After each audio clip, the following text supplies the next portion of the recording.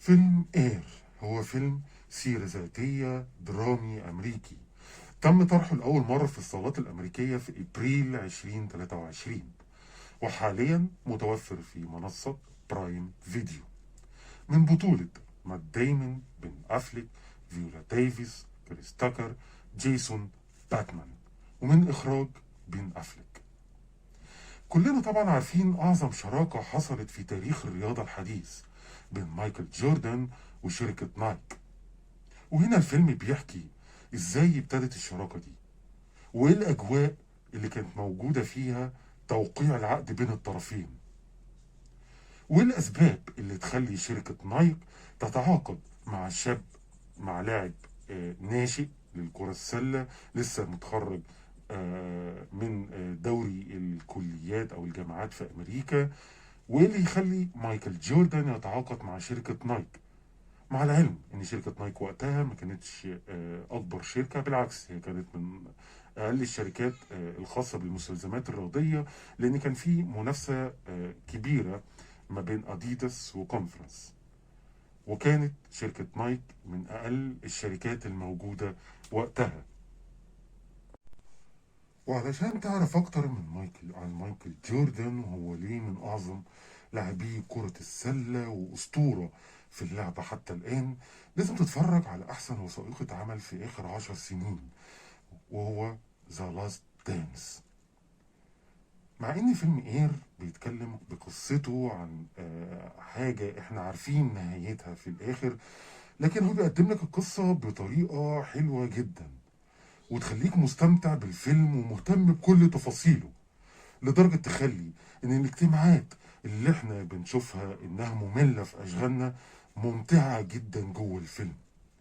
ومن أكتر الحاجات اللي هتشدك في الفيلم هو السيناريو والحوار اللي بتحصل بين الشخصيات، اللي كأنك بتتفرج على ماتش كورة بيتم بين الشخصيات أول ما بتبتدي أي مناقشة. وأكتر مشهد أعجبت بيه في الفيلم هو المشهد اللي كان فيه شخصية مات دايمون بيبقى في آخر اجتماع في الفيلم، كان قام بخطاب مؤثر جوه الفيلم.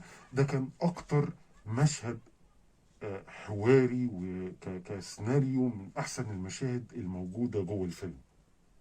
ولما نتكلم عن الماستر سين بتاع الفيلم، واللي هو الخطاب اللي قامت بيه شخصية مات ديمون في آخر اجتماع، لازم نذكر المونتاج. لأن في الخطاب ده كل كلمة كانت بتقولها شخصية مات ديمون كان في لقطات حية من الشخصية الحقيقية بتاعت مايكل جوردن، وكأنها بتلخص كل حياة مايكل جوردن، اللي طابع أسطوري للمشهد، ويعتبر من أحسن المونتاج اللي اتعمل السنة دي. فيلم اير من إخراج بن أفليك اللي أبدع إنه يخليك أو يحكي لك قصة أنت عارف نهايتها بس، وخلاك تتشد للقصة مع إن الأحداث أنت عارفها من أول دقيقة هتخلص على إيه، بس أكتر حاجة هتتضايق منها إن الفيلم هيخلص. الأداءات التمثيلية الموجودة في فيلم إير بتزود من جمال الفيلم، من كل الشخصيات والممثلين اللي شاركوا في الفيلم، بس الأفضل بينهم كان مات ديمون، اللي عكس كل التوتر والقلق اللي بتمر به الشخصية بطريقة تشدك للأحداث حتى لو انت عارف النهاية. ودي نقطة أنا بكررها أكتر من مرة، حتى لو انت عارف النهاية. من الأداءات المميزة اللي موجودة في الفيلم من الممثلة اللي أنا بعشقها فيولا ديفيس، اللي حرفيا كانت بتزود من جمال كل مشهد موجود في الفيلم. فيلم اير بيقدم قصة مايكل جوردن والصفقة اللي تمت مع شركة نايك، من غير ما يكون شخصية مايكل جوردن موجودة في الفيلم أو ممثل بيقوم بدوره. ودي حاجة طبعا يعني استغربتها جدا، ازاي احنا بنتكلم عن مايكل جوردن ومفيش ممثل بيمثله أو بيقوم بدوره في الفيلم.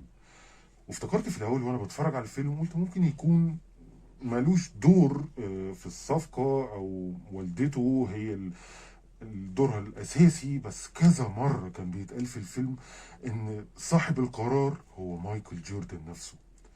وده اللي خلاني أتفرج على اللقاءات اللي قام بيها بين أفليك عشان يشرح إيه السبب اللي يخلي مفيش ممثل بيمثل دور مايكل جوردن.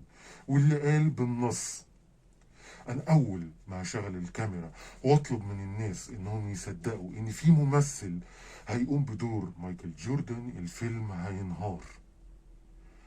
وده بسبب شخصيته المهيبة، والناس ازاي مايكل جوردن هو أسطورة للناس ومحدش يقدر يمثلها. أنا بصراحة ما بلعتش كل الكلام اللي اتقال، وكنت شايف إن لازم يكون في شخصية ممثل بتتكلم عن مايكل جوردن، لأنه صاحب القرار نفسه وأهم دور موجود في الفيلم.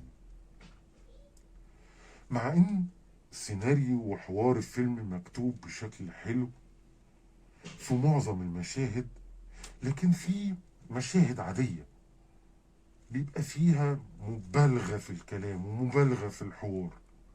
وعلى سبيل المثال، اتنين موظفين زملاء بيتكلموا في شركة واحدة، بيتكلموا بطريقة بلاغية جدا وفيها نوع من الخطابة بطريقة مبالغ فيها شوية. فيلم اير قدر يستغل كل أدواته من إخراج، كاست تمثيل، مونتاج، سيناريو، علشان يقدم لك أحسن فيلم هتشوفه السنة دي. وقدر يخليك تتابع قصة انت عارف نهايتها وتستمتع بيه، ويكون أوحش حاجة فيه إن الفيلم بيخلص. تقييمي لفيلم إير 7.5 من 10. ومن أكتر الحاجات اللي هتضايقك في الفيلم إن أنت ما دخلتش الفيلم ده في السينما.